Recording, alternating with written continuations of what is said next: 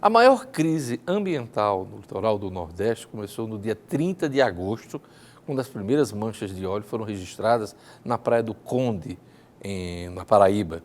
De lá para cá, nesses 3 meses de desastre, ao menos 126 municípios de todos os 9 estados do Nordeste, do Espírito Santo e do Rio de Janeiro foram afetados por fragmentos ou manchas de óleo.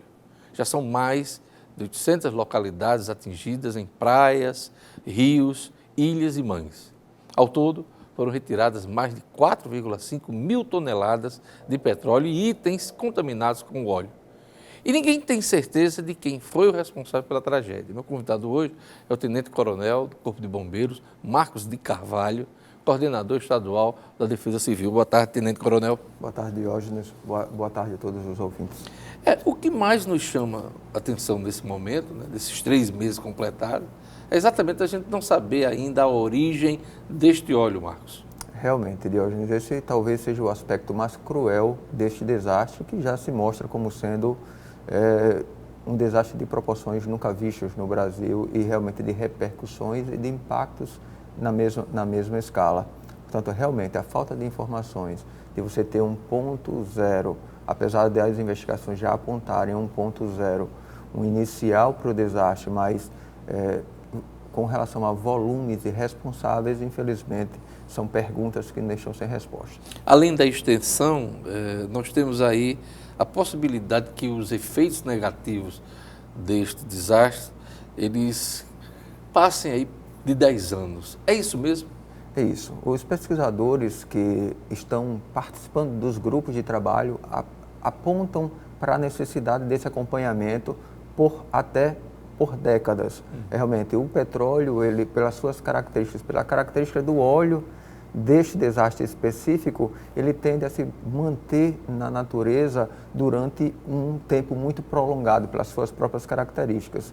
E durante esse período, ele pode, mesmo não estando mais, você não conseguindo mais visualizar aquele resíduo, mas ele pode estar dissolvido na coluna de água e contaminando o ambiente e acumulando o efeito bioacumulativo, tanto nos pescados como em eventuais frequentadores daqueles ambientes. Aqui no Rio Grande do Norte, Marcos, foi montada uma verdadeira força-tarefa, além dos órgãos do governo estadual e tendo à frente a Defesa Civil, IBAMA e outras instituições acompanhar e monitorar esse óleo. Qual o balanço que vocês fazem hoje aqui no estado? Olha, o balanço hoje no estado ele é muito positivo. O estado do Rio Grande do Norte, diferentemente dos outros estados que receberam volumes muito maior de óleo e no primeiro momento, o Rio Grande do Norte teve um primeiro toque em um volume pequeno de óleo em nossas praias, inicialmente aqui em Natal e em Nísia Floresta. Logo em seguida tivemos um momento de uma relativa tranquilidade, onde nós não tivemos novos aportes de óleo, o que possibilitou que fosse organizado um comando unificado, aí sim, reunindo representantes do Estado, do Rio Grande do Norte, representantes do governo federal, como o IBAMA, como Marinha do Brasil. As prefeituras, né? Representantes dos municípios, que foram fundamentais, sobretudo salientando a importância das secretarias de meio ambiente dos municípios e das coordenadorias municipais de defesa civil, além de organizações não governamentais que se inseriram no processo e foram de um auxílio imensurável. Aliás, o trabalho voluntário foi marcante nas primeiras semanas dessa tragédia. E aqui no Rio Grande do Norte chegou a ser feita uma capacitação de um grupo, né? Isso. Nós continuamos na capacitação, continuamos capacitando, inclusive a última capacitação foi uma segunda realizada aqui em Natal, que foram envolvidos agentes do sistema da SEAP, que é a Secretaria de Penitenciária, desculpe. Da Administração Penitenciária. Exatamente. Membros da Urbana, do município de Natal, colônias de pesca daqui de Natal e uma parte de voluntários. Então, a semana passada já houve ainda está acontecendo, houve essa segunda capacitação.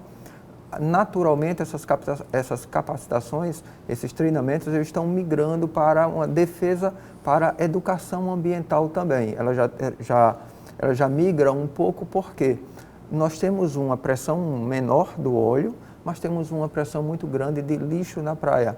E esses lixos na praia, como se não bastasse, elas se somaram ao óleo e acabaram ajudando a propagar, a disseminar esse material oleoso, contaminando uma área muito maior. Portanto, as capacitações, elas já estão entrando para essas boas práticas, isso muito mais relacionado às colônias de pesca, e educação ambiental para os outros grupos. Marcos, quantos pontos aqui no Rio Grande do Norte foram registrados o óleo?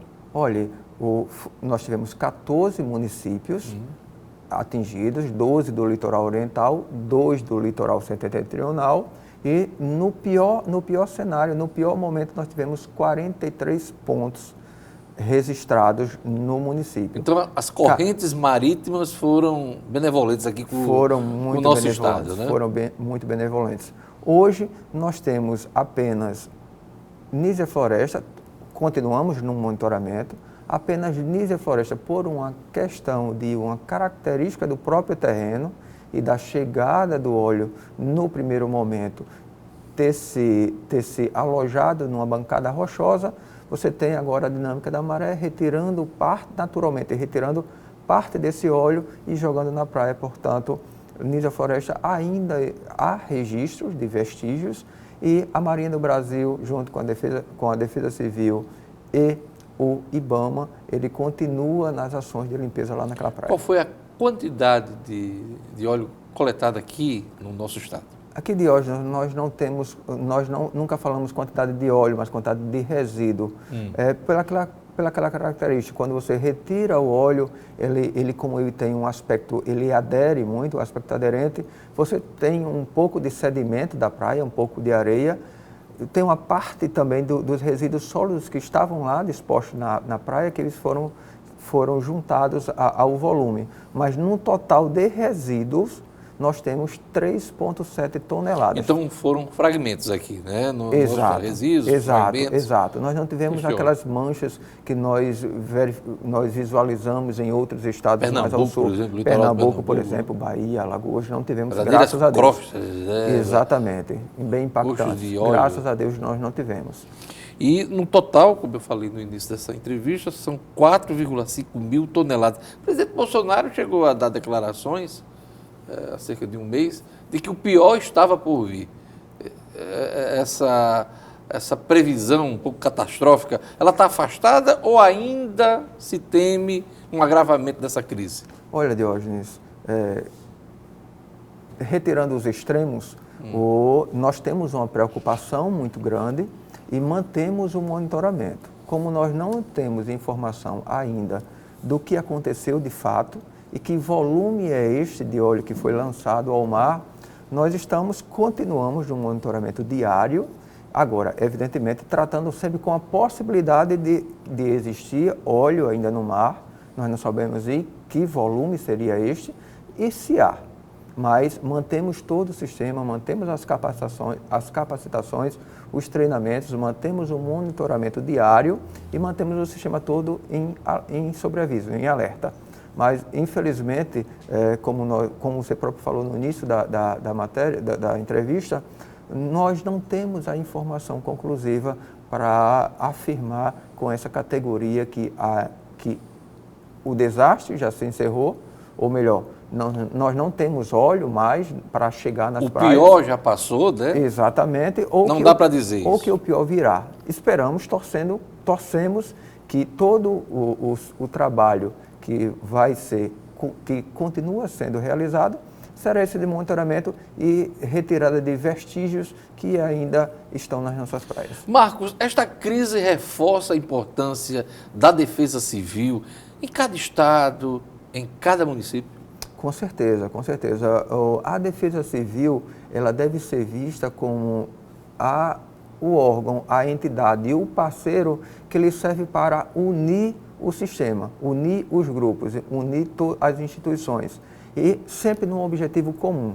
A Defesa Civil ela deve ser vista como uma instituição que ela não deve agir apenas no momento do desastre, porque algumas vezes nós temos uma resistência de se formalizar uma defesa civil no município, estruturar, porque meu município, eu acredito que o meu município não sofrerá nenhum desastre natural. Desastre, fogo, terremoto, exato. se tiver no litoral, o avanço do mar. Exato, mas é engano. E a defesa civil, a estruturação, você estruturar a defesa civil e a partir da estruturação da defesa civil no seu município, você acaba despertando na população a percepção para os riscos que já existem no seu município e por você não ter o conhecimento, você os ignora, até o momento que você se depara com um evento adverso e sem a estruturação fica tudo muito mais lento, muito mais difícil. Faltou material, faltou equipamento para fazer essa coleta do óleo nessa crise atual? Inicialmente, sim. No primeiro momento, nós tivemos um retardo muito grande nas ações do governo federal. Houve, sim, uma dificuldade na operacionalização. Nós recebemos, para você ter ideia, Diógenes, os primeiros equipamentos que chegaram no Estado foram em 28 de outubro. Os então, EPIs, os equipamentos de proteção individual, né? Exatamente. Agora, naturalmente, os municípios e o Estado tinham que se movimentar, fez campanhas, obteve esses materiais, capacitou e foi o que possibilitou dar uma resposta adequada. Graças a Deus, como você falou bem, o nosso Estado ele teve uma relativa sorte, uma relativa tranquilidade e essa tranquilidade, esse tempo que nós tivemos a mais, possibilitou que as operações elas fossem coordenadas dentro de um comando unificado, dentro de um gabinete de gestão integrada, e nós tivemos a possibilidade de desenvolver essas ações de uma forma muito mais tranquila, deixando a população muito mais segura. Só para você ter uma ideia, Diógenes, daqueles quase 2.000 voluntários, nós não capacitamos quase a totalidade, contudo não utilizamos nenhum. Por quê? Em virtude de quê? Em virtude de os estados, o Estado ou os municípios, eles conseguiram, através da sua força, da sua mão de obra própria, ele dar conta do desastre. É importante salientar também que estávamos tratando de material contaminante. Isso.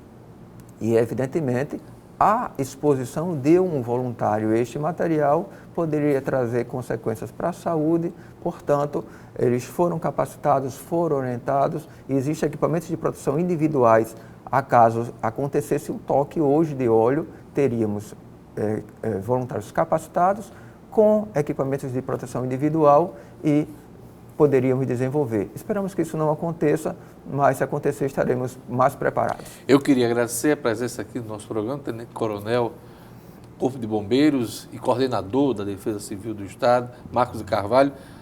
Dar os parabéns pelo trabalho realizado e boa sorte no acompanhamento dessa crise. Eu que agradeço, Diógenes.